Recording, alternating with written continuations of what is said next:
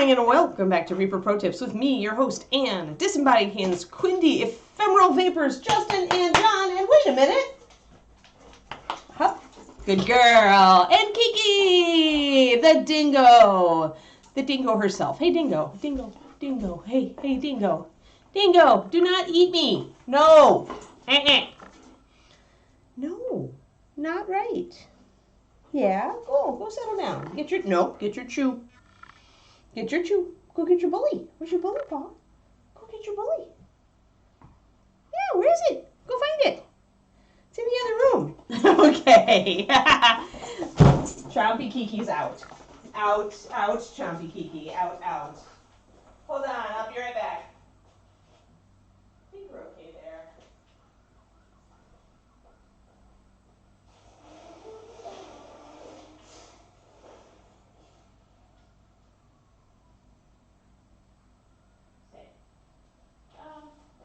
Yeah, that's okay.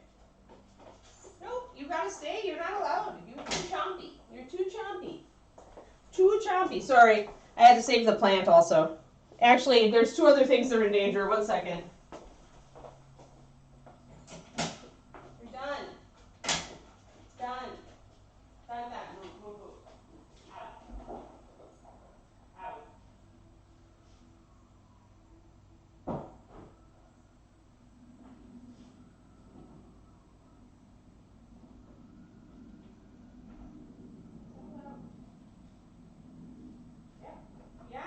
Yep, hold on.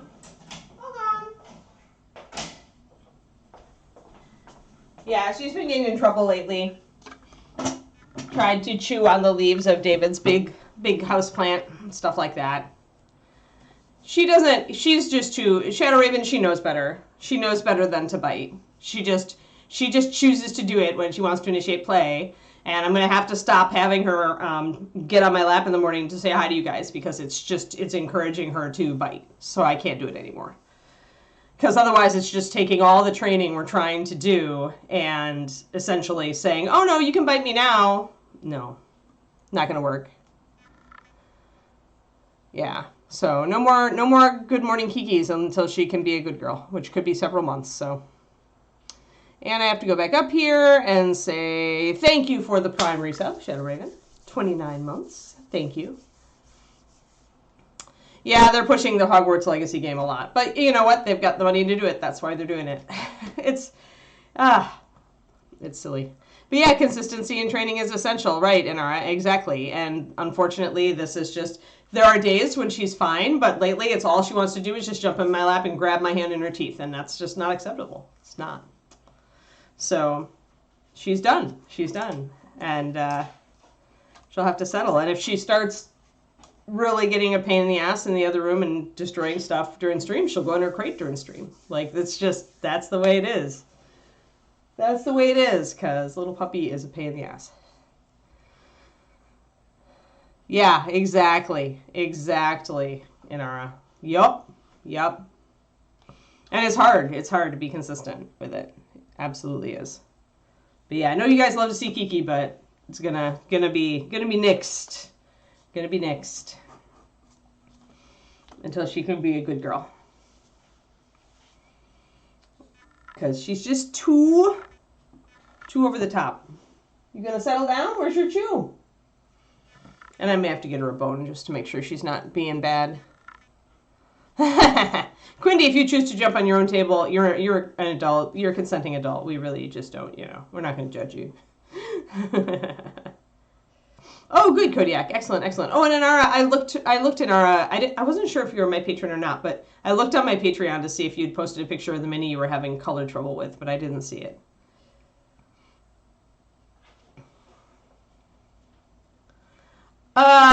Yeah, I don't know. She probably just, tried to play with the fire while we all burned to death. Yes, exactly. Yeah, definitely not a good puppy citizen right now. So I don't hear anything, so I'm going to assume she goes. I gave her a fresh bully, but I gave it to her a little bit before the stream. But she's pushing. She's pushing to see what she can get away with a lot, and it's frustrating. And when you've got a dog that big, it's just you've got to get that stuff under control. So So yeah. Oh, okay. No problem. Okay, yeah, that's cool. I'll keep checking. I mean, I check the Patreon usually about 1 to 2 times a week. The Discord, I mean, because most of the time I'm just working on other stuff. Like actually getting stuff ready for the Discord. But I check it a couple times a week usually. So I'll just keep checking the works in progress and things. It will be good. Alrighty, we are going to we're going to get the metal blocked in today, I think. We're going to use a wash because we've got a lot of very small detail there. Usually with a wash, I would start lighter because you're going to get more contrast that way. But with this being NMM, I'm actually going to start just with cloudy, I think, and see how much definition I can get. Usually I would start just a little bit lighter than this with a wash. Hey, Roger.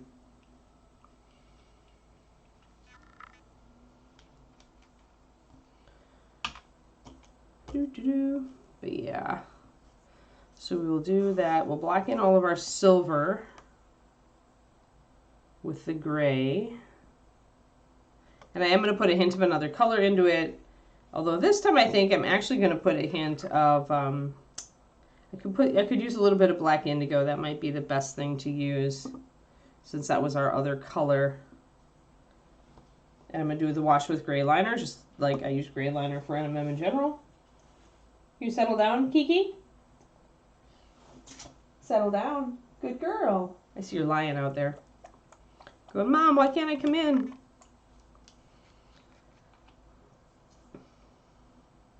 All right, I'm going to put just a tiny dab. Tiny, tiny dab. That's going to actually darken it more, so I'm going to have to watch that. Tiny dab of the black indigo. Just again, because we don't want our gray to read as too monochrome. And this is going to shift it quite a bit, so I'm probably going to have to load more gray in. You want your gray to still look like gray. If it looks like a different color, then you've put too much of a different color in. You can see the difference there. So I'm going to mix that in, take it a little bit lighter. And we will decide to go with that. I have to add a little bit of water to it just to get it to come off my brush nicely, but not very much water.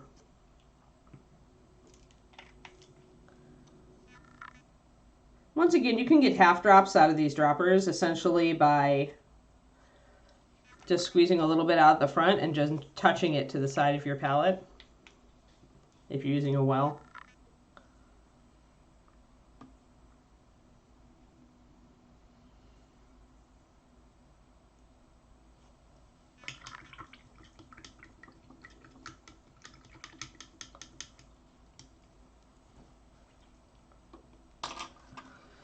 Okay, and we'll just do our Winsor Newton brush today, just for fun.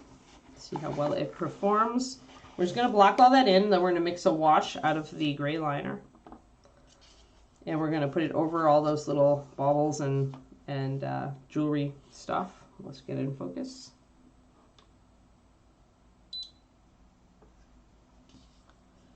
Because there's a lot of detail there that can be made easier. The shading can be made a lot easier with a wash. You could also try to, the reason I don't start really dark and just use gray to bring it up is because these details are so small that it's hard to see them. And so if I start with a dark color, I might not be able to see everything. So that's something to remember. There are little tiny chains.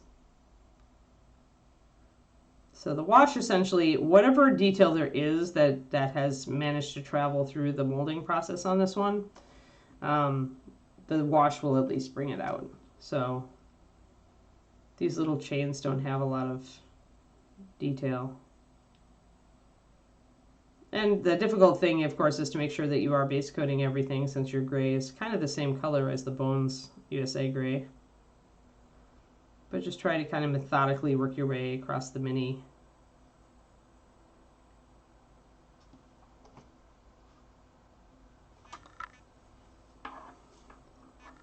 Oh, I have something to show you guys. People on my Patreon already saw it if they looked. Hold on.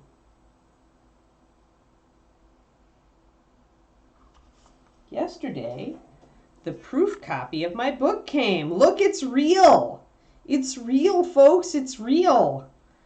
So that's a proof. It has a band around it saying not for resale. And what that proof is I need to read through it and make sure that there are no errors. And then I need to fix them before I hit publish. Yeah, it's really different to have it in your hand, right? After all the years I worked on this story, to finally have it actually arrive yesterday in Amazon packaging was really weird. Really weird. In a good way weird, but you know, it's like, yeah. It makes it real when you've got it in your hand. But yeah, David was actually really impressed. He's like, it feels really good, like the cover is really nice quality, and like it looks really cool, and the print, I forgot how small print is on I haven't actually read a book like that isn't a Kindle book for a while, because I like being able to change the font size at this point in my life. So it was funny is I'm like, damn, this print is small. In our, it will be published via Amazon KDP. It will go into Kindle Unlimited. So if you have a Kindle Unlimited account, you can read it for free. I still get paid, don't worry. And the trade paperback, that one will be done through Amazon. And then I'm also going to publish it through Ingram Spark, which essentially puts it into the distribution network for bookstores and libraries. Considering that there are like 1,000 books published a day, most published books don't actually make it into bookstores and libraries unless they come to the attention of the people who are like responsible for making those decisions. But what it does mean is that if you want to walk into your local bookstore and order a copy of my book, you should be able to with Ingram's. So most hello Allison, most bookstores order through Ingram's, and Baker and Taylor are the two huge distributors that have been in the book industry for ages, decades, many decades. So they should, as long as they have an Ingram's account, they'll be able to order it. And that was kind of my goal. It's like, if it starts getting traction and whatever, great, and then bookstores and libraries will be at least able to order it. But mostly I wanted people who did not like Amazon, because there are those people are out there. I wanted those people to be able to order my book.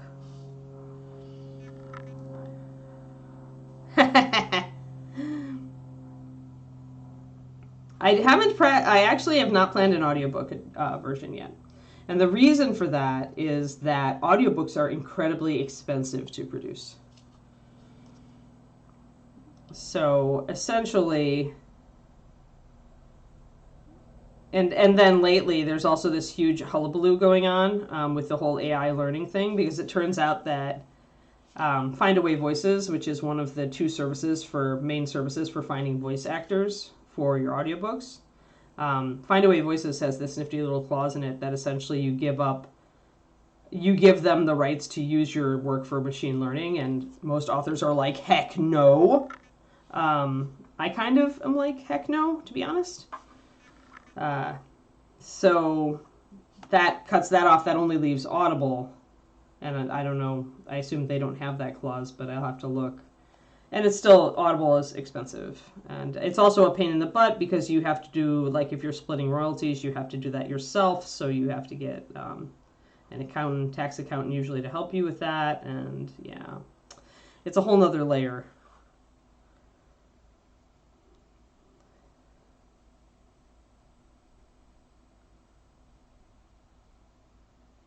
Yeah, yeah. Exactly. And there's so many books that come out every year, like, right? I'm not kidding on that 1,000 titles a day published, guys. Like, given a lot of that is, of course, well, okay, here's a comparison for you. Remember when OGL first came out and suddenly anybody could do a D&D source book, and so everybody did, and 95% of them were very bad? That's kind of self-publishing.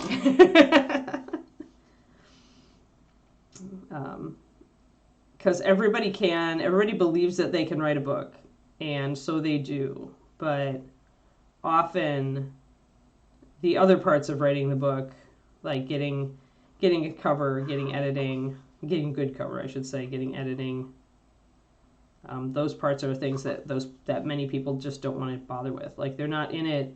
They're not trying to do it because they want to make a business of it. They just wanted to write their book and get it out there. So a lot of books are like that.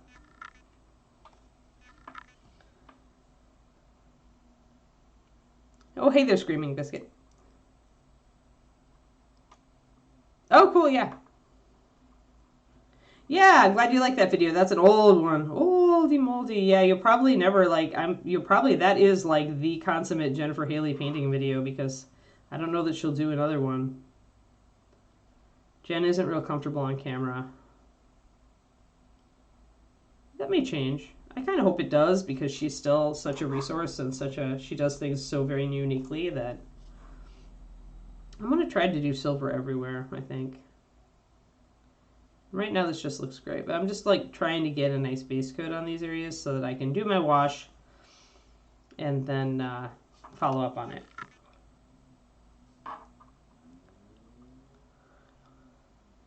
Pendrake, an AI would use the text of, and this is the problem here with art and AI and machine learning. The AI will essentially learns to write in a colloquial or stylish manner that does not seem computer generated. So, but the problem is, and this is a big problem in art right now, is that the AIs are getting so very good that they can copy an artist's style pretty accurately at this point. And so artists, rightfully so, are really angry about it, because then the AI can just flip this, super cheap version of their art, effortlessly out of the void, where they had to spend decades learning their craft and developing their style and, weeks working on a painting. And the computer can just go, wee, yeah,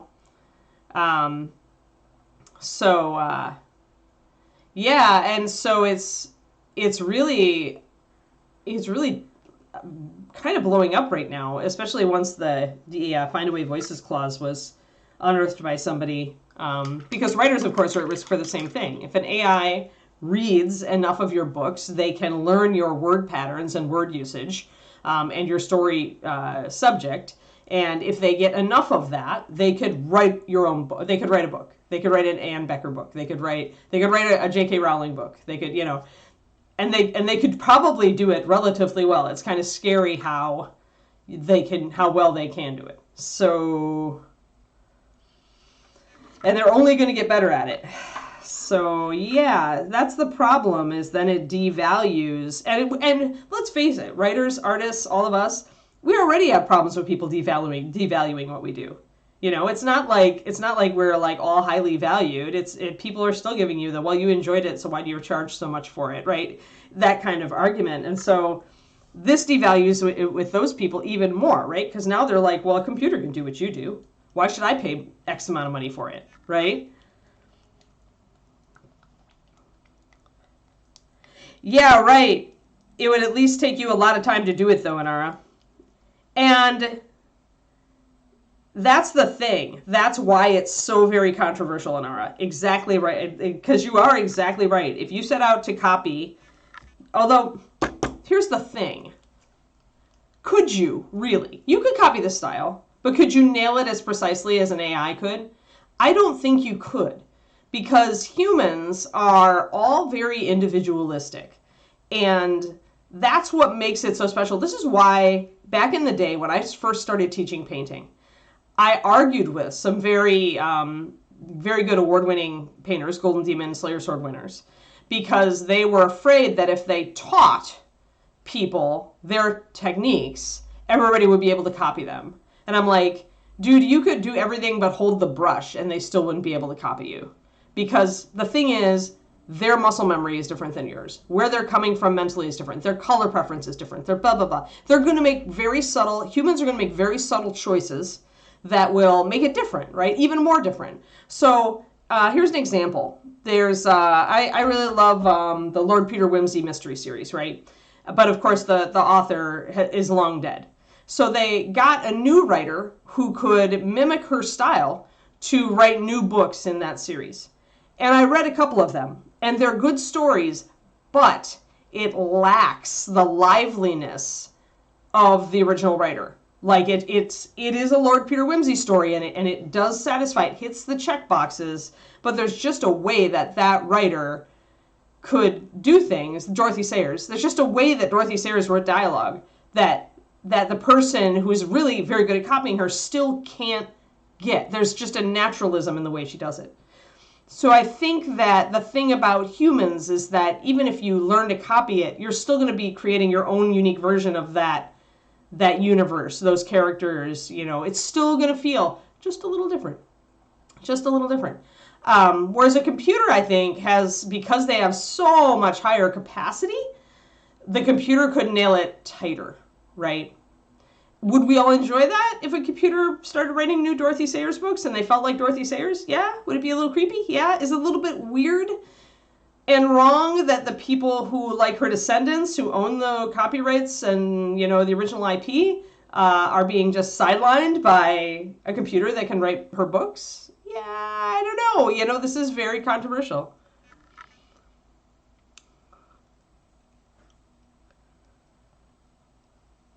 Yeah, thousands. I mean, it's usually Screaming Biscuit. With the number that's usually bandied around, thanks to a study, is 10,000 hours.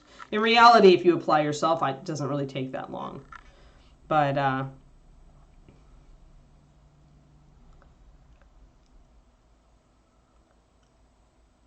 right, exactly. Exactly. But then you get into what is copyright, right? What do you own with your IP if a computer can just walk in and copy you and not and nobody cares, right?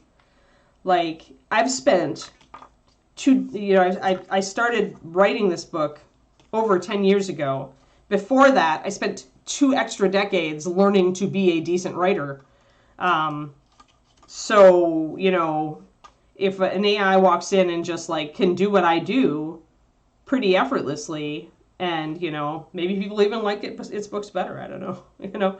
But what, the ethics question, it's an ethics question, and that's why it's so sensitive.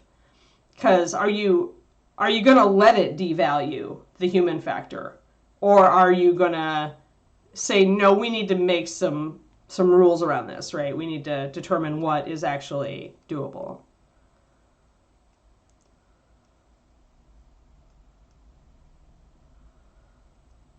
Maybe Thormel. Yeah, exactly. And Todd worked with her, Twisted Oma, right? And he's like direct descendant, has been reading her books since he was a little tiny kid. If anybody can write to Anne's style, it's Todd. But it's always a little bit different. It's always a little bit different. You can never recapture that. But there are a lot of people who probably would be happy if a computer could write a new Anne McCaffrey book and it felt like Anne McCaffrey, right? If it was decent. And computers are fast getting to the point where they can do that. So it's a very... Well, yeah, because that's because AI is derivative, but all works are derivative. And this is why you get the crazy, right? Every work of art out there is derivative. I am I'm a conglomeration. My writing style is a conglomeration of Mercedes Lackey, Neil Gaiman, C.J. Cherryh, all my favorite writers, right? Brian Jacques of Redwall, Douglas Adams, and I could just go on, right? My writing style has come together, coalesced because I read those authors so very much as a kid, and I can see the commonalities in my writing style with them. I can see the commonality with Mercedes Lackey. I can see the Redwall. I can see Neil Gaiman. I can see all these things coming together in my writing. So then you're the people who champion AI are like, well, all works are derivative, so what's the difference, Yeah, so... Yeah, exactly. Yeah, it's really... it's interesting. I don't think they are, Cranston, because I don't think the AIs are that good yet. Ghostwriters come cheap, and so I think the big publishing companies are actually using ghostwriters, because what I found actually, a couple of friends from my Write Club, sorry to get derailed on this, but it's interesting, right? So a couple of friends from my Write Club actually went and tried to use GPT to create book blurbs, a back cover blurb for their books. And they said that the chat GPT could do it, but that they had to tune it afterwards. Like, it spat out something that was vaguely usable, but needed still to be refined to be a truly good blurb. So given that, I don't think big publishing is using AI for writing books yet, because it still would need tuning by an author, and at that point you may as well hire a ghostwriter, right? Yeah, right, Twisted Oma. And that's the ephemeral part, right? Except that an AI can quantify that. We hate to hear this, but humans are very predictable. Our personalities like run in trends, like that's why personality tests and assessments like exist, is because although everyone is different, we are enough the same that you can quantify little parts of a personality. And when you're a computer with zillions of gigabytes of RAM, your brain is bigger than ours. And so you can look at those things, maybe isolate them, maybe, you get better and better at doing that sort of thing. Where did I put my freaking sealer? There it is.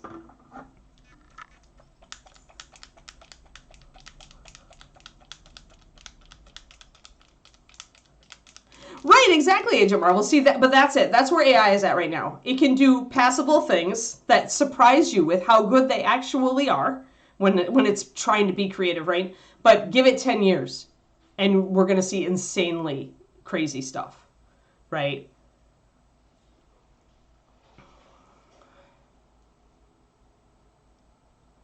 Yeah, red links, exactly. In children's books, you could get a decent one, right? Probably out of an AI, because they're very simple. They use very simple language.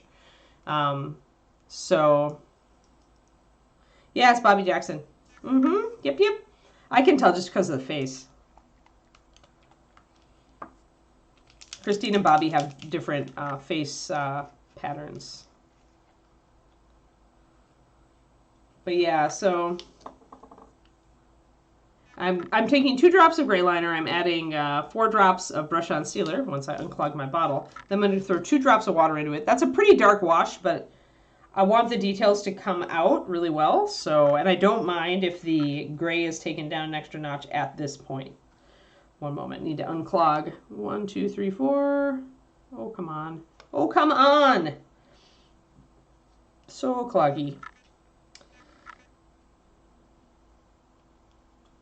But yeah, so there's an awful lot of that. And worse, there's stuff where people are trying to make that judgment and are wrong. There was a case that David forwarded me the other day about a book cover artist who essentially tried to get on, the website that has a bunch of art on it. Crap. You know what I mean. Fudge. You guys know what I mean. Artist, anyway. It was Reddit. He got on Reddit and tried to post it to, just a cover art thing to show off his artwork. And essentially the moderator decided he was AI generated and banned him. It was on Reddit, but his work is on somewhere else as well. Even though he was able to show, like, they didn't care, they wouldn't look at the in progress, stuff that he had and all that. So it's definitely getting a little crazy out there. There we go. Finally, my sealer decides to work. So 2 drops of gray liner, 4 drops of regular sealer. I'll show you guys what it looks like after I add the water. DeviantArt was the site I was thinking of. Sorry. My brain is just not quite chugging along today. There we go. Okay, so there's the sealer. You can see that in there. I'm going to pop this in here.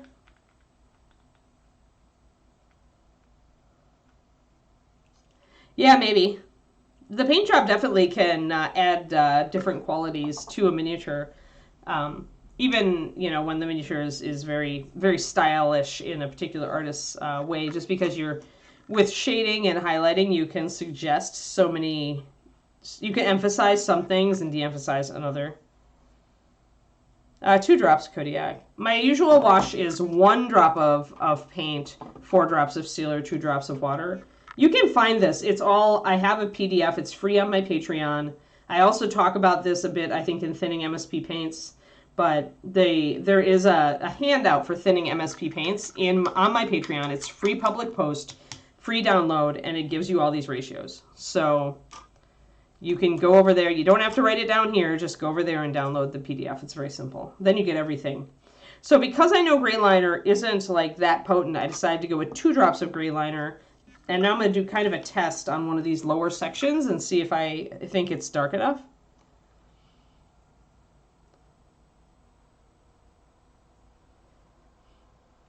Yeah, DeviantArt doesn't have a problem. It was Reddit. But yeah, I mean, it's getting to that point. It's interesting. So that's, anyway, we totally digressed because of the audiobook thing, but that is why and it's just very, very expensive to get an audiobook done. Most beginning writers don't have the money to do audiobook editions right away. Usually what you're told as a starting out indie writer is if the books are at least moderately successful and you can afford then to put that money back into an audiobook edition, then do so. Because, there are a bunch of people who just listen to books in their car on their way to work, and that's how they read. So I'm going to put this over the top, and I'm going to see how it is. I got that lower one there, and I just slobbered it on because that's how you do washes. I'm going to let it dry because washes always dry lighter than they look. Oh, no Reaper Land today. John is stuck with jury duty. It's so funny to me that you say that, Hackslash. Bobby Jackson had been sculpting for ages, before I joined Reaper, and I joined Reaper 20 years ago. And Christine only started sculpting 4 or 5 years ago. So it shows you how much effort and work Christine has put into her art in these intervening years.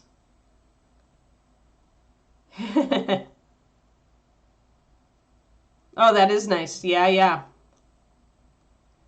Yeah, as long as they're a good reader as well, Chibiemi, right? But great.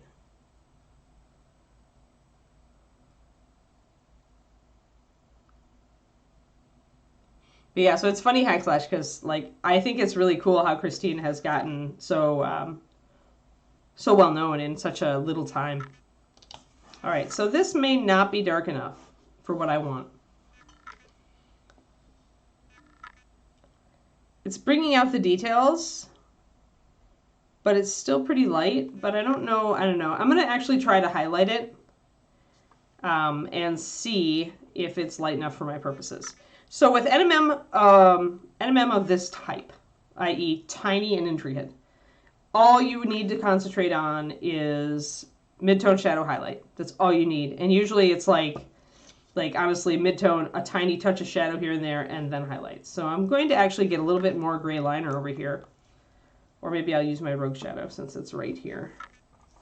And I had it mixed up. Since it doesn't, when it's this tiny, it doesn't even matter what color your shadow is. It's just not going to read. It's just only going to read as a shadow.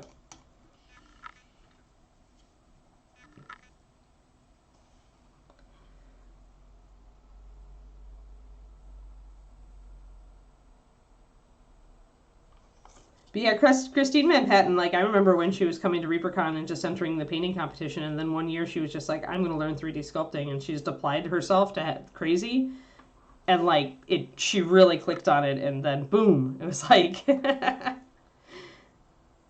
yeah, they're just yeah, exactly. Right, exactly. She also learned ZBrush Hackslash. Yep. Yeah, but it's just it's great to see people like you guys just apply yourselves and run with it, because it just opens up so many more works of art to the rest of us. So I can't tell. I think that the little skulls have recesses on the sides of them.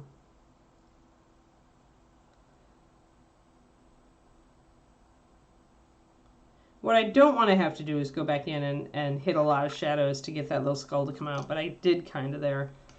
So ideally, if you're using a wash, you'll get a bit of a better definition, but I'm going to mix up some pure white now. So all I've done is a wash, and then I came in and I did a little bit of shading, to define the skull, and I tried to hit the eye holes to make them darker. Now we're going to get, there we are. Now we're going to get light, and we're going to try to just highlight it. Oh yeah, hamster laying sick is not good. Sick kids are bad.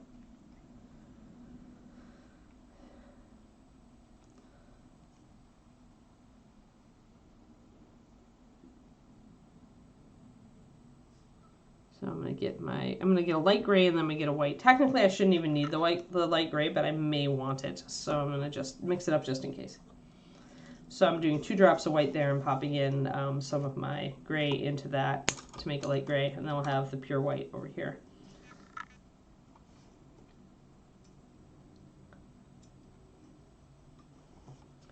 But when you get so small as these tiny details, you really, it doesn't really matter. Like, you're not going to blend. Like, your blending is all going to be implied because you're really just putting touches of light and dark over your base color. So I'm going to see what I can do here, but I probably will still need to hit a pure white dot. And I'm going to thin down a little bit my base color so I can glaze if I have to. So that may be too much.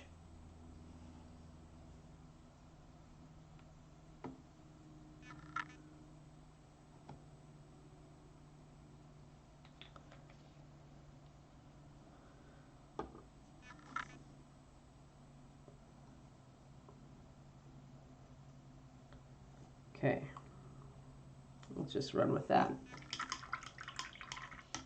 I do feel like I need one more drop of gray liner as well because this is so, you can see how thin it is with how it's fallen off the side of the palette here. I want it just a little stronger so I can do touch-ups.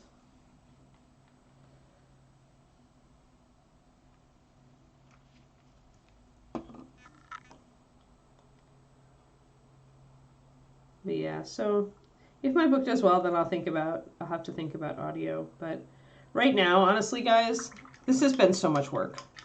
Like, so much work to learn indie publishing. All the programs I've had to learn, all the work I've had to do, all the rewrites I've had to do, all working with editors, you know, hiring a cover artist. It's like all of these things, you know, formatting the book, learning to do that, right? All of these things, it's a lot of work. It's a separate job. I don't even want to think about audiobooks right now because that's going to be another learning curve. And a whole nother thing, right?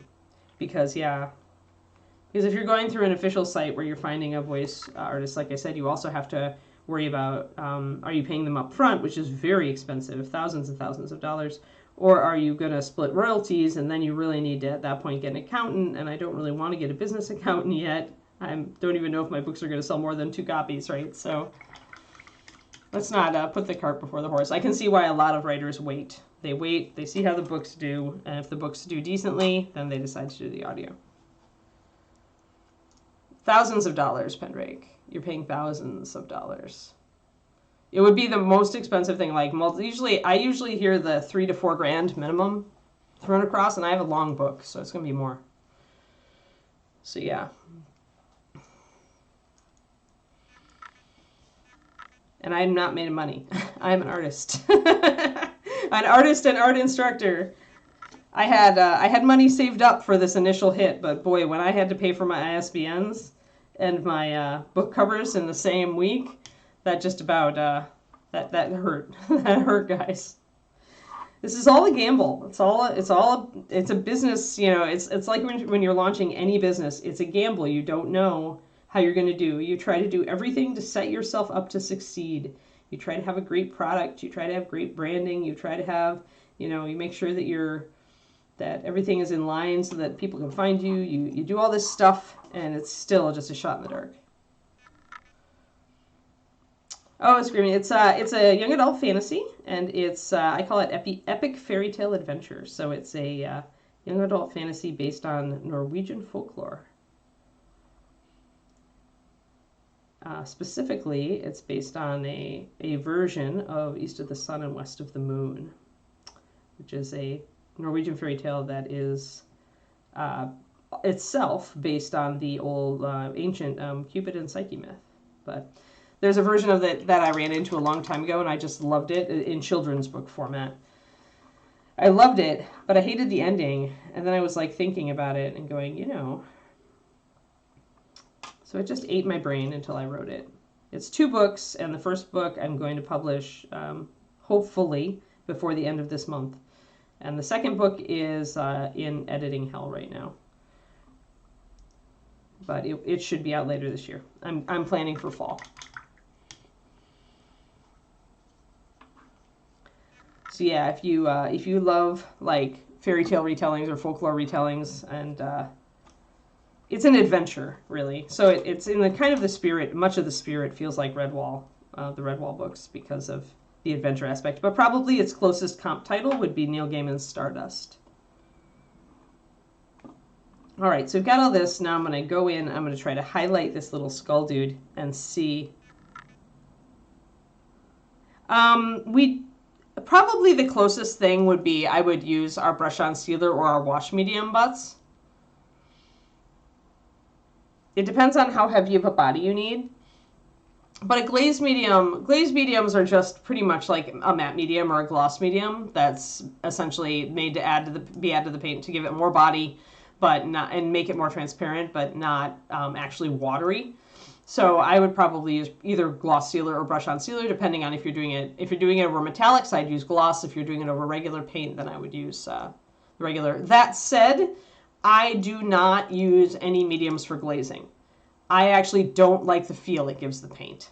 So I do glazing just doing glazing with water. Reaper does not make a glazed medium. It makes a wash medium.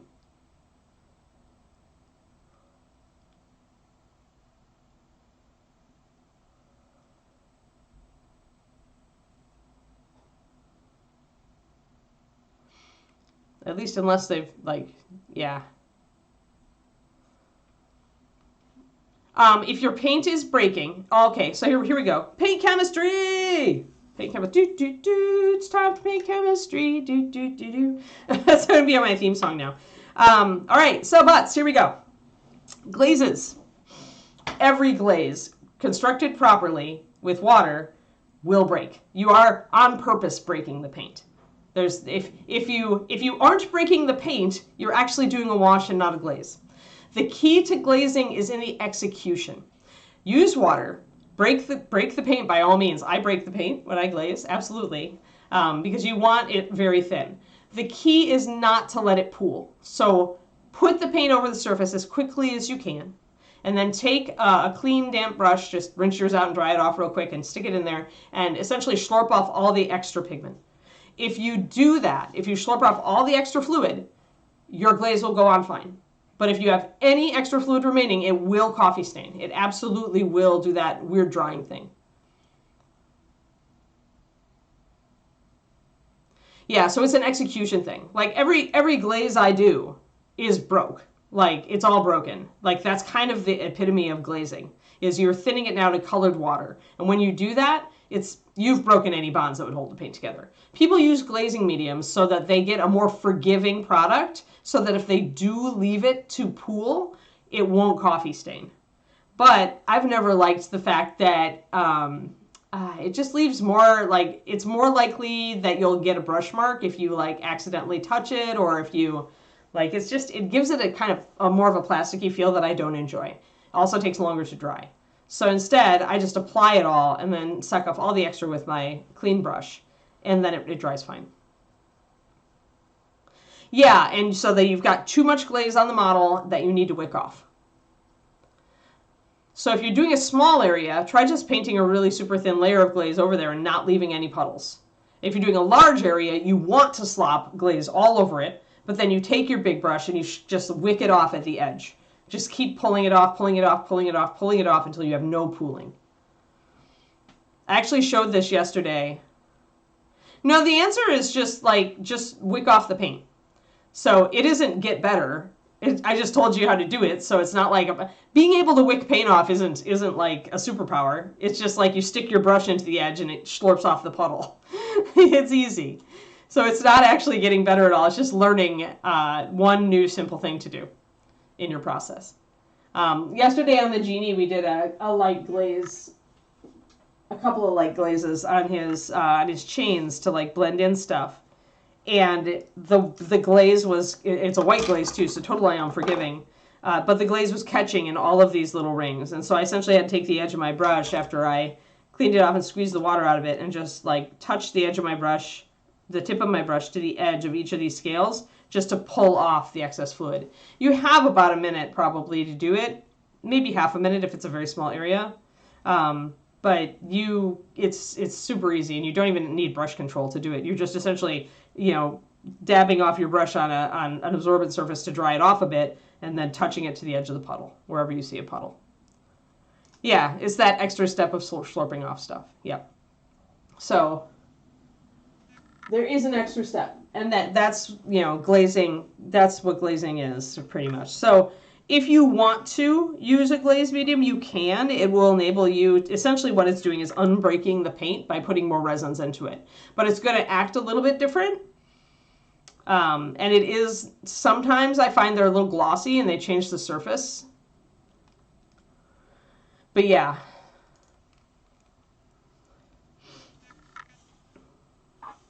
So there you go. Yay! We got some paint chem in. That's always a good day. Always a good day. Yeah, but that's how you fix that. All right, let's see if I've thinned this enough. I want to get the top of the little edge. This is the hard part with this. Is we're trying to get the highlight there on the top and the top of the skull. But it's still not super light.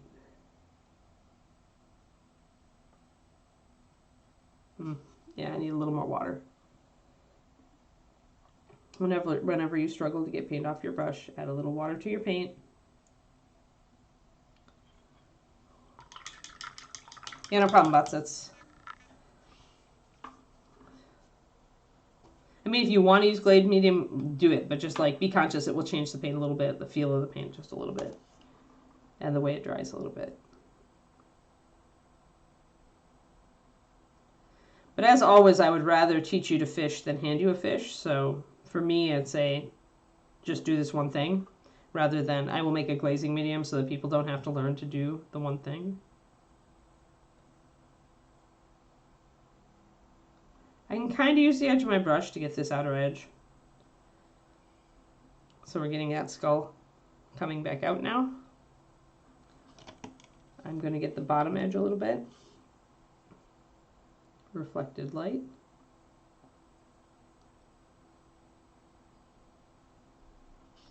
And then I'm going to actually take in my white. Now it's going to be spot white.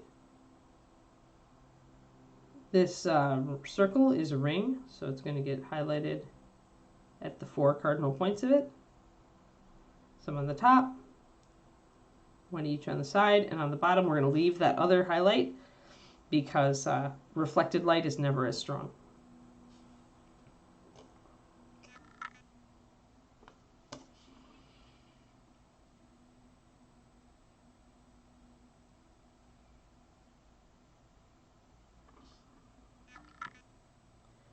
So you've got our little skull, little tiny highlights.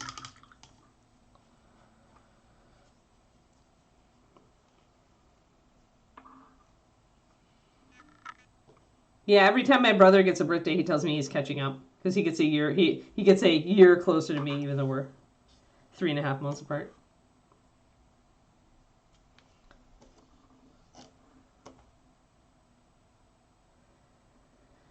Oh, dearie me. So just a little bit lighter of a highlight down here, I think. So yeah, obviously the easy way to do these would be to just like start with a super light gray and throw a dark wash on them and just let them be. Or doing metallics is fraught on these because you'll never see the skull shape with metallics. It'll all just look glittery. So that's why I'm choosing to do NMM with small, intricate detail. I always do that. So there's our little skull. I kind of feel like I need to get his little teeth with a bit of this pale gray.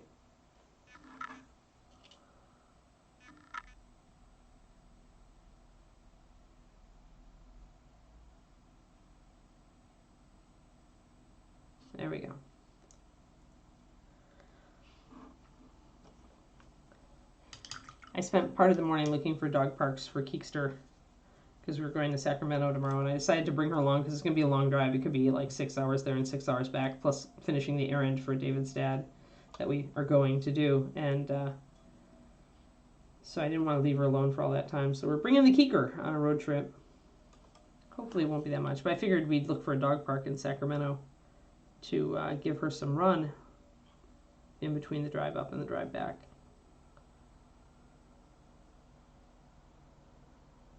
We don't ever make it up to Sacramento, so it'll be kind of fun, hopefully, even though it's kind of a pain in the butt to do this errand, but we're doing it pretty much as a favor for David's dad, so. But if we can turn it into a fun road trip where we, you know, take Kiki to a fun dog park and get some tasty food at a restaurant in Sacramento that we wouldn't otherwise go to, then awesome. So I'm putting a wash on over these areas, but I'm keeping it pretty controlled. I feel like maybe I should darken it, but at the same time, I do want the jewelry to show up, so yep. Yeah, we're driving up there just for family crap this weekend on Saturday. Driving up on back hackslash, so we won't be there very long. But I want to catch lunch while I'm up there.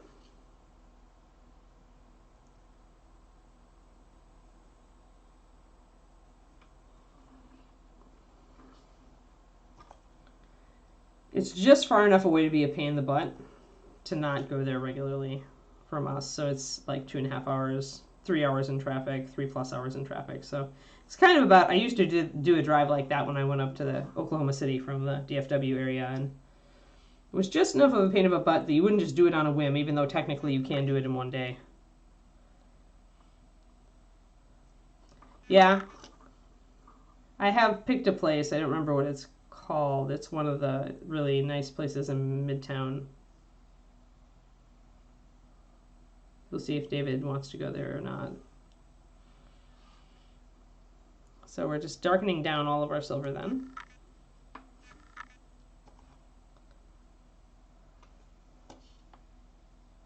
And I need to, today I need to set up the car for dog. So I need to get my car, pull the seats out, get my car barricade, and see if Kiki can handle being loose in the middle of the car without being a danger to the driver. I'm going to just put this wash very gently over all of these little jewelry bits.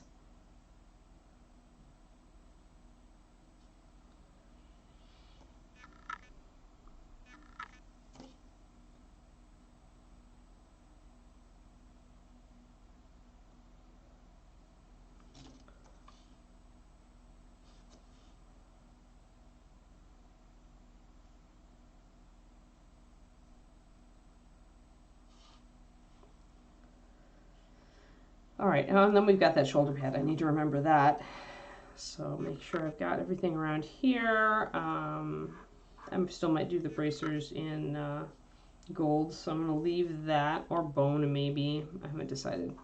But we'll get that shoulder pad. And can't see shoulder pad on this side because there's a bird. Pretty sure this is Izzy Concept Art.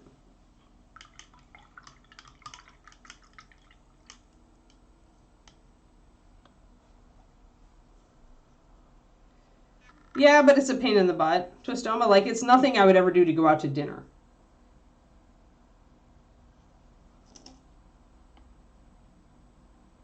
Like, I'll drive half an hour or even 45 minutes to go out to dinner if it's an amazing restaurant. But I won't drive 3 hours.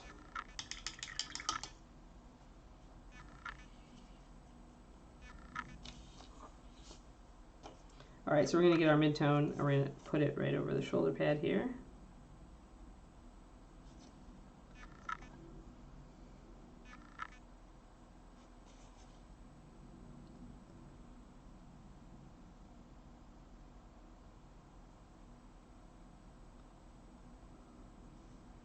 And I have to remember her beads around her neck.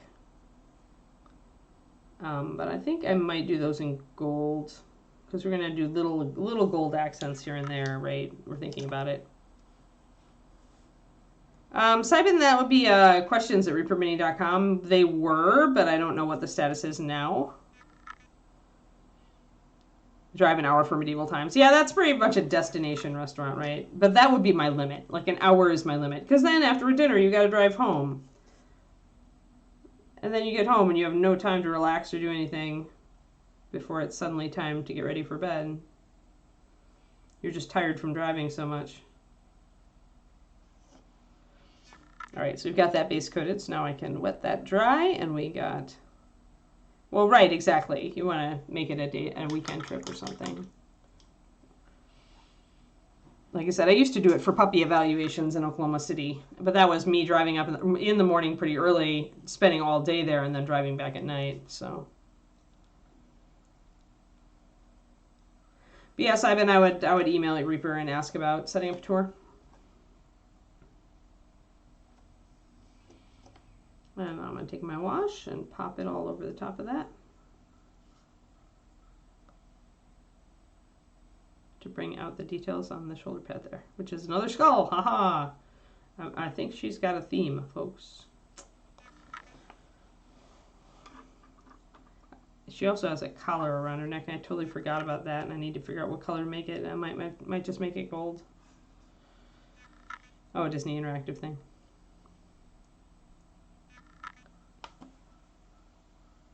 All right, so now I've got all of these silver areas shaded. First of all, I need to separate this little crystal here on her belt. I'm going to put lining between the belt and it to just separate it out.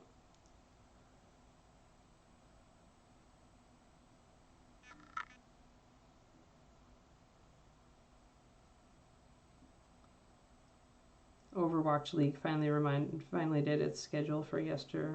Released its schedule a couple days ago, so I'm super excited. But it reminded me, your Necro-Romancers reminded me of that. Shadow Raven, because one of the things they're putting out for the new season of Overwatch 2 is a dating sim, a very limited dating sim, Overwatch dating sim, which that's just so funny. It's just so funny.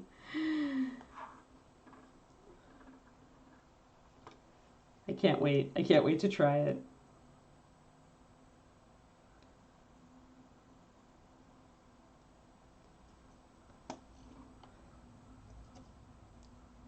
Yeah, I know, Begather. You can play either Genji or Mercy, apparently.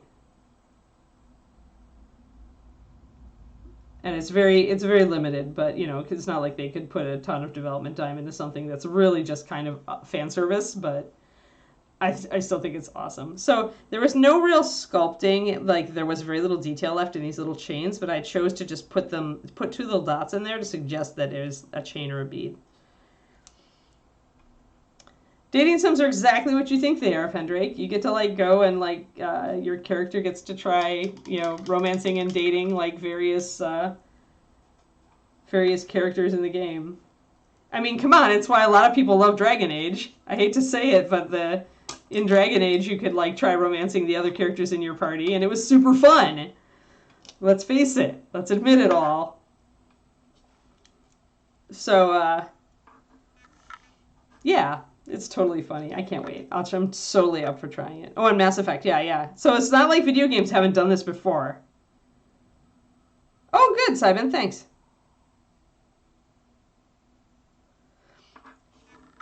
So yeah, so I'm actually super excited. And I'm excited because Overwatch League looks really good this year, and it looks like they're really doing it right. And I'm so happy that my league might live even after the pandemic tried to kill esports.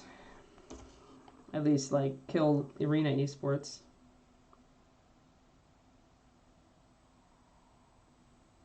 So I'm gonna kind of try to do the next skull bit up here.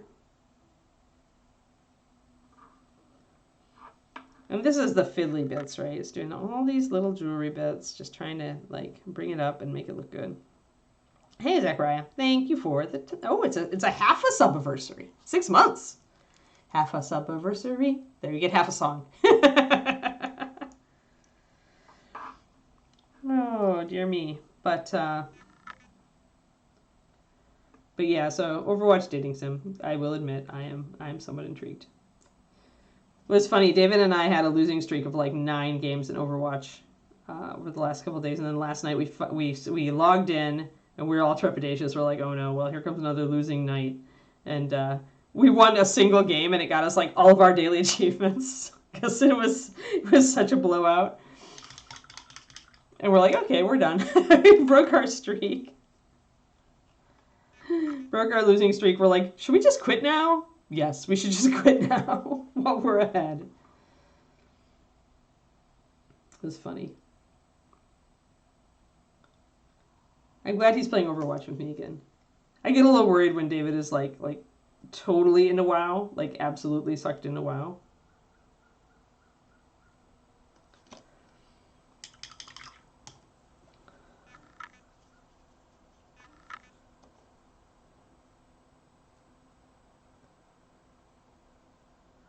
Yeah. I'm kind of happy we don't have anything big planned. Like, he's going to Adepticon, but we talked about it last night, and I'm like, I'm probably not going to Adepticon with you.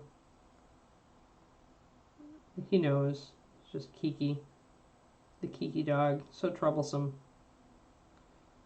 So that means all my travel in springtime is pretty much gone, and so I can concentrate. Oh, Minecraft, you know, we all know that Minecraft is a special game. I mean, my nephew is totally into Minecraft, but if you're into Minecraft, it's not like you just put Minecraft down. I understand this about Minecraft, Shadow Raven.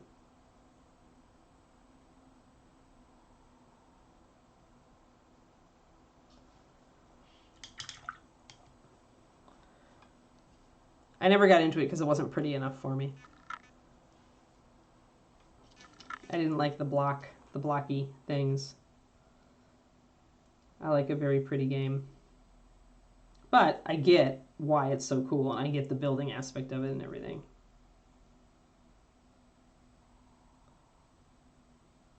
And how you can create amazing things with it.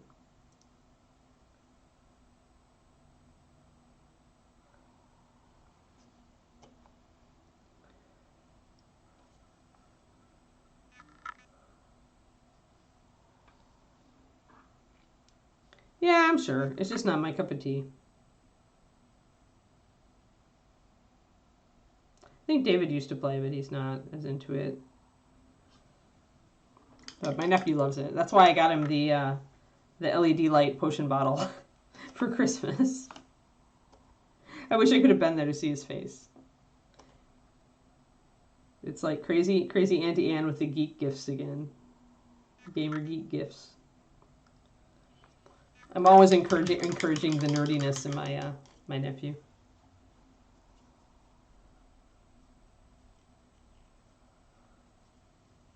Quindy, you're funny.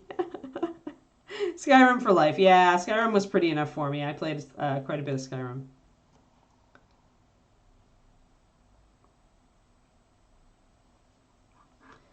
I don't usually play. My game ecosystem is really limited these days because I have so little time with trying to get the books published and stuff.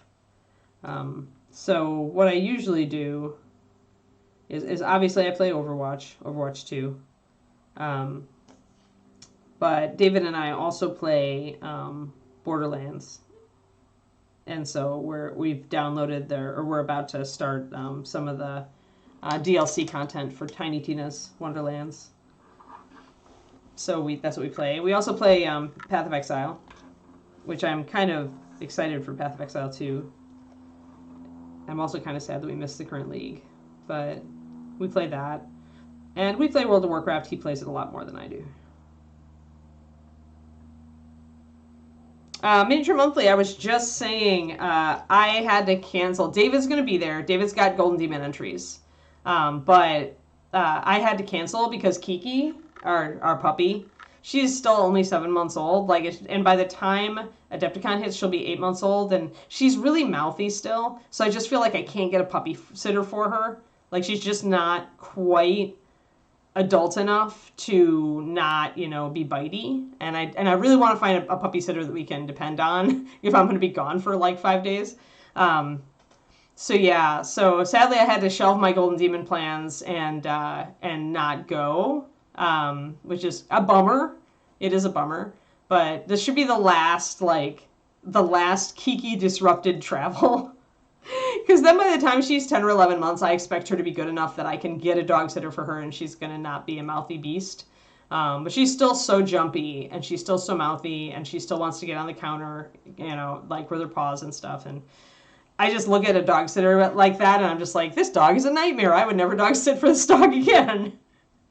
Yeah, so, so one of us has to take the hit while the puppy is younger, until she gets enough adult brain cells to like start being, to the point where I can hire people to watch her.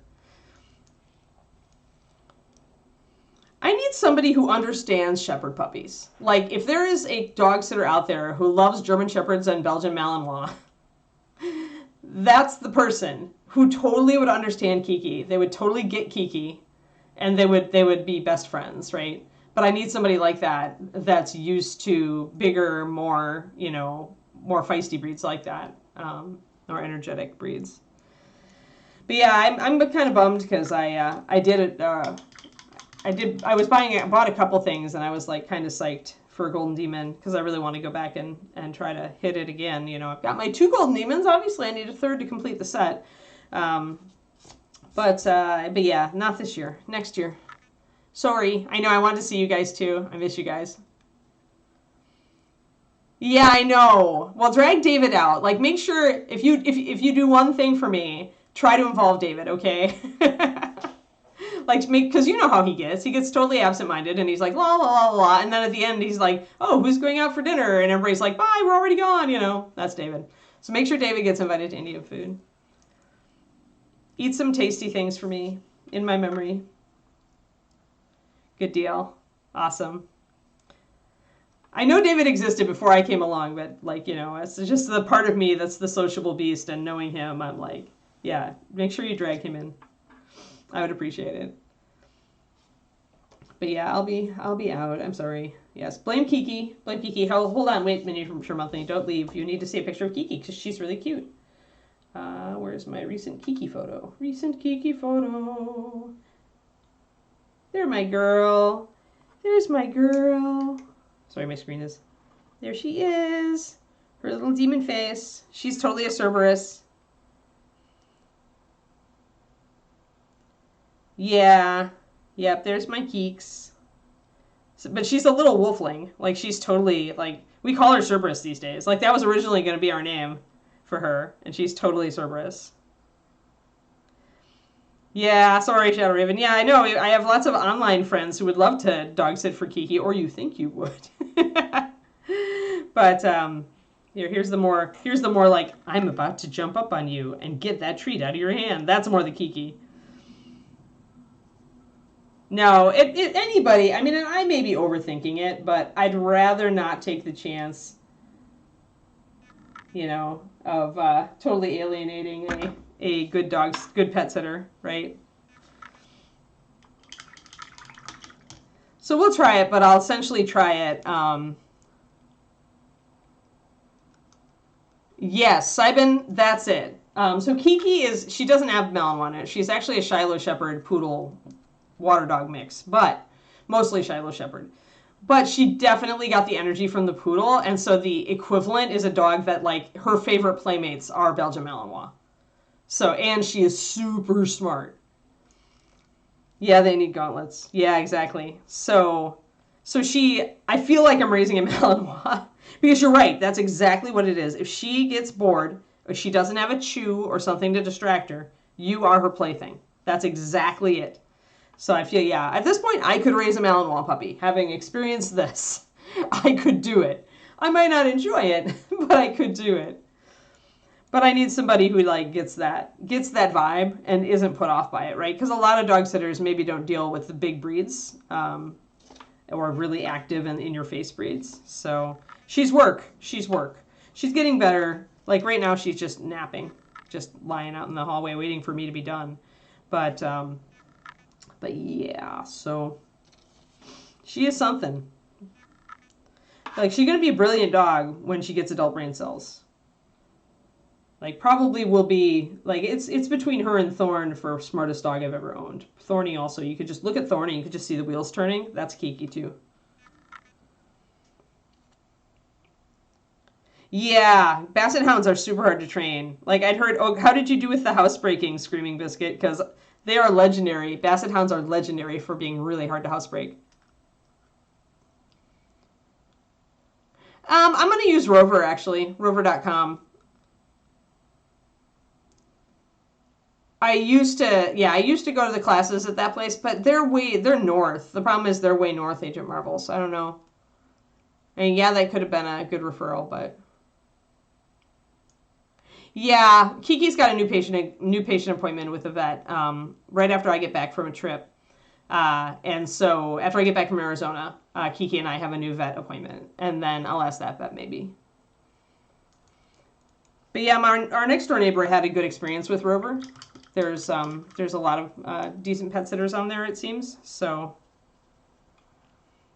yeah, I don't know. My old vet, I'm just like, just wasn't quite right for me. And I feel like my relationship with them has been compromised, and I just don't like, I don't know. I want a vet that's actually going to explain things to me. Like, a lot of pet owners would just be like, give me the pills and I'm gone. I'm not that pet owner. I want to know why.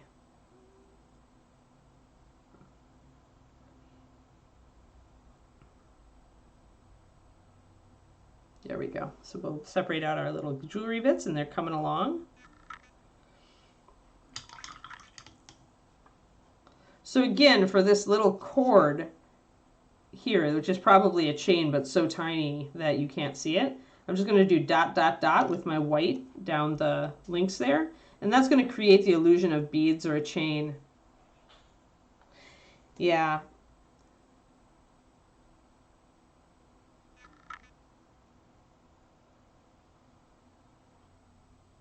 Yeah, dog door for sure.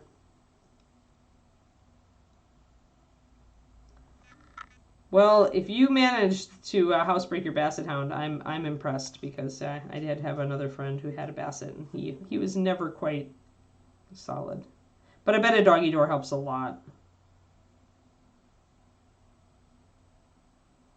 So little dots just going up from there creates the illusion.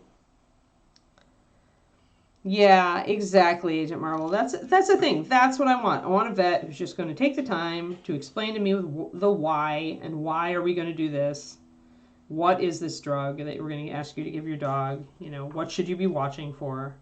I had to go online and look it all up, even though they told me they were going to have somebody to explain it to me, and they didn't. So I'm just done with them.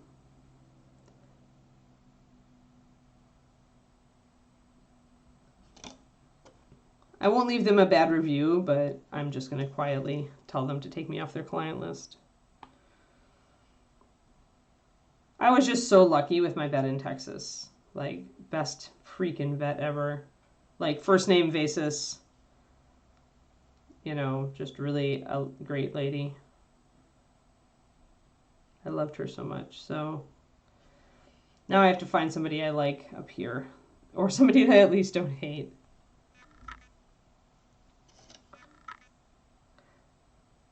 Especially because Keeks is going to need more health testing, and going to need hip and elbow x-rays and stuff like that, and I need to...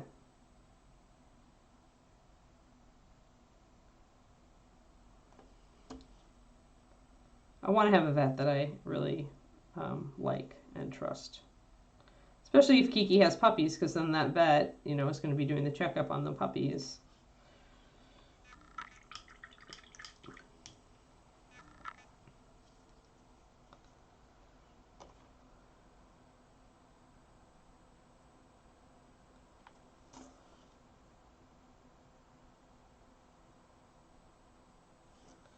So just doing a really stronger highlight on the top and the bottom of the chain there.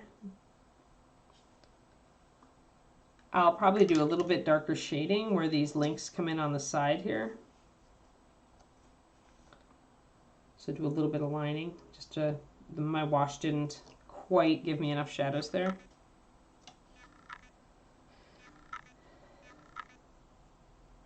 So again, guys, for those who usually are on for my stream on Saturday, since we're going up to Sacramento, I will not be able to stream this week. And then next week, I am in Arizona visiting my folks. So next week, Thursday, Friday, I will be out, and there will be no Saturday stream.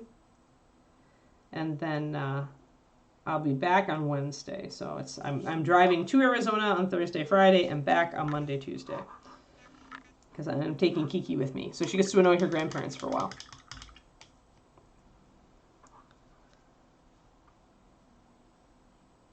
Yeah, I hate those vets, Red Links. That's how I kind of feel with my the vet that I'm abandoning. So I'm just gonna leave.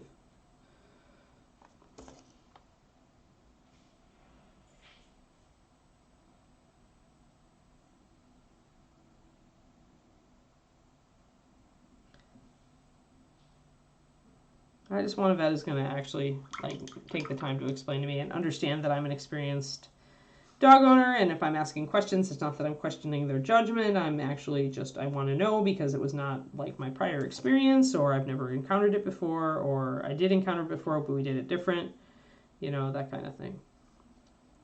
So lining around the links here so that they come out more. My parents are in Sun Lakes near Chandler. Just outside Chandler. Or I guess Sun Lakes is technically almost part of Chandler. South of Phoenix.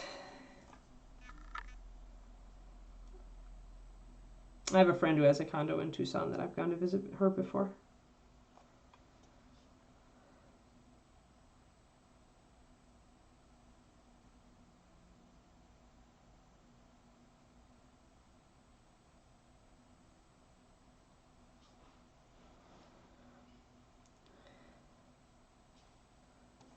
Yeah, I like Arizona. I really feel like I think it's a beautiful state. I really enjoy going to visit, especially the weather's so beautiful in February. Usually when I go, it's just a great, nice and warm during the day.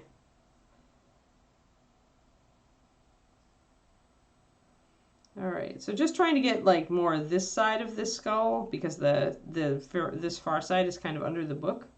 So I don't want to get as many highlights.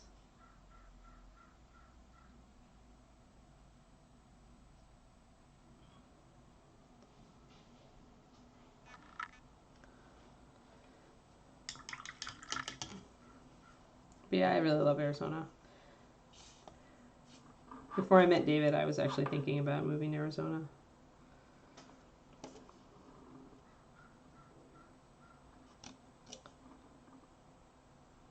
Now up here we've got more, each little bit of jewelry looks more like an actual skull, although this one's just got kind of, it's hard to see, but I think it is. So we're just going to have to try to hit tiny details there to make them look shiny. We won't necessarily be able to paint each little skull. I am going, I haven't ever I only drove, I don't think so, but I've driven through, the last time we drove from Arizona to here is the day I moved, actually. The day I moved from Texas, the 2 days I moved from Texas to California. So I stayed in Arizona, but it was like during the pandemic, and I just didn't get to see my folks. So I don't think we went through White Sands, though. I don't remember, though. Not sure what my route will be this time. I've kind of looked at it. I'm going to go down to Bakersfield. Essentially, I'm going to make it a day and a half road trip. I'm going to do the 4 or 5 hours to Bakersfield, stay in Bakersfield overnight, and then drive the rest the next day. At least I know I can get decent sushi in Bakersfield, so that's my criteria for road food. Can I get good poke, or I'm just going to use the side of my brush to kind of brush over the top of this little guy here, just to bring out some detail. And then I'll hit it with a little highlight, or white highlight right on top. Yep, have fun, Crowley.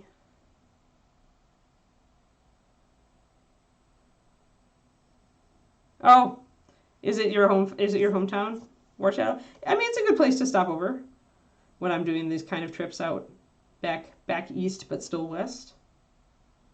If I'm going to the south route. David and I going to ReaperCon are probably going to go that way as well. Although with him in the car, I can do the one day to AZ, and then the next day we get to Dallas. That's funny, Simon.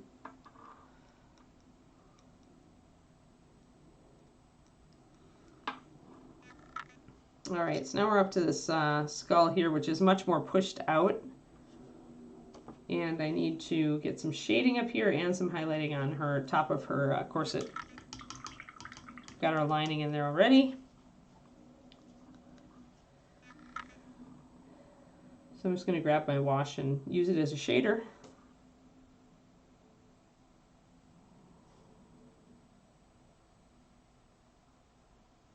Just to make sure I shade down kind of at the armpits and just leave more light up top.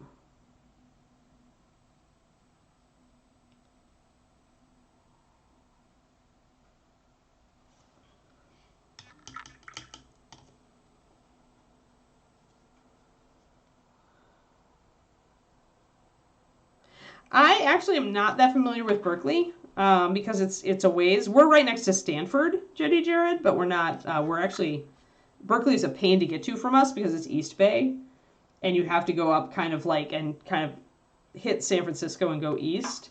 So it's really actually a real pain to get to from us. So yeah, nothing for Berkeley. Sorry about that. I think we stopped there once on a drive. I forget where we were coming back from. We stopped and got dinner somewhere, but I don't remember. Oh, good, Simon.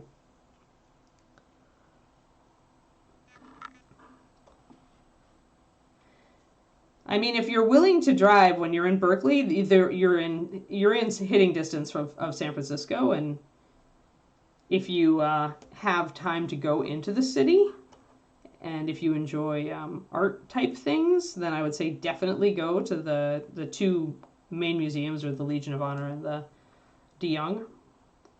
De Young is more modern, and the Legion of Honor is more classical.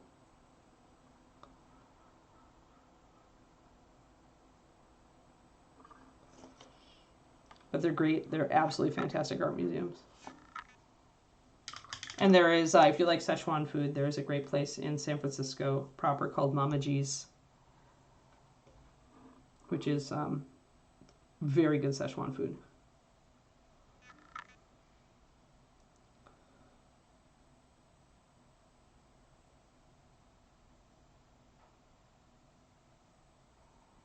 Yes, we went up to visit, some of you may know, oh crap, Michael Kleiman, who teaches at ReaperCon. He's up in that area. And I also taught my workshop up there, my one and only 2-day workshop that I've ever done.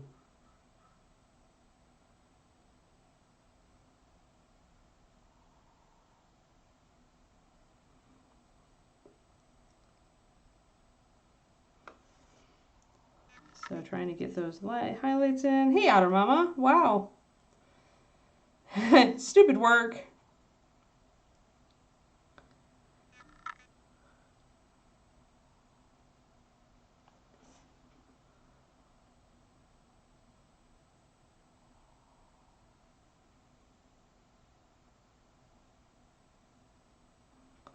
That went a little mucky. Need to fix that. There's like a double rim there on top of her bodice, and so sadly it got a little bit to just be one section in the side. So I'm going to take some liner, block it in.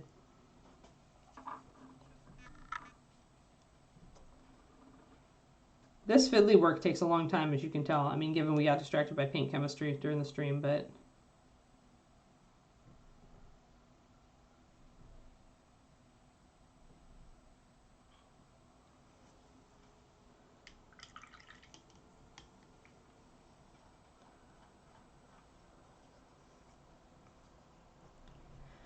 yes, thank you, Otter Mama, for the resub. 41 months is pretty insane. Pretty insane.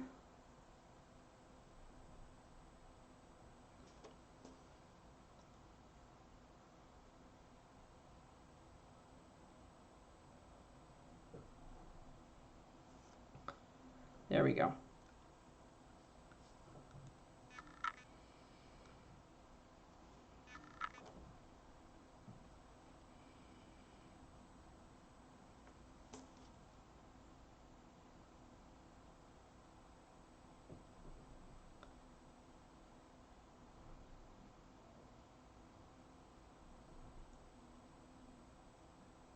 The little tiny stuff is really the hardest thing for brush control.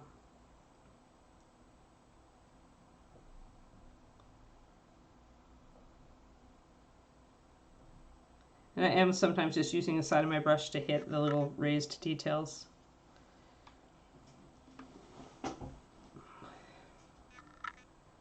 But we're getting there. We've gotten a lot of this stuff now. At least the belt is mostly blocked in. I'm pretty happy with the silver. The silver looks good. Haven't done the sleeve yet, but we're already 5 minutes over, so I'm probably going to not do it just because it'll take time to pop the sleeves in. So we'll probably continue with our NMM next week, as well as maybe tackling some pouches and figuring out what, if any, accent color I want for this little gemstone bottle. She is very, very goth. Very goth. Very, very goth. Very, very goth. And then we haven't thought about anything back here. But I'll want to we'll do the shoulder and the belt back here and the sleeves next time, I think.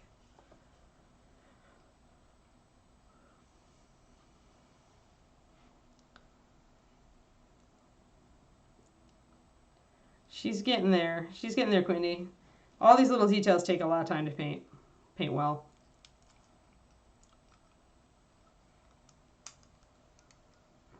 So we are back on Monday, and we will be, 1 second, let me get all this stuff pushed over here.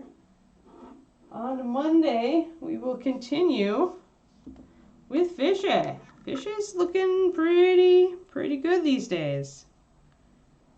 He's getting very, very, very close. Very, very, very close. We have to remember to do the rings when we do the cage here. So either we'll be doing the more copper to finish up the copper, or we'll be doing the cloth and the leather, and I haven't decided yet. Yeah, but Fishy is Fishy's pretty close to done. Pretty close to done.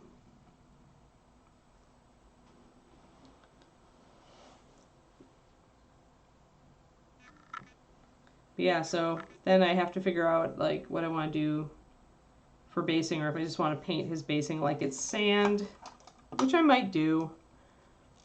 That'd be a bit of a cop-out, but it is kind of textured, kind of like that, so I could go simple with him. But yeah, otherwise I'm pretty happy with how he's turning out. All in all. So yeah, I think this is the one I'm going to give to Jason at ReaperCon, I think. Yep. All right, folks, we're going to call it there, and I'll see you guys on Monday for a short week. Again, remember, I will be streaming Monday through Wednesday next week, and then I won't be back until the following Wednesday because of my Arizona trip. So I hope that you all have a lovely weekend. And yeah, thanks for showing up. Thanks for hanging out, everybody. And I hope you all have a lovely weekend, all right?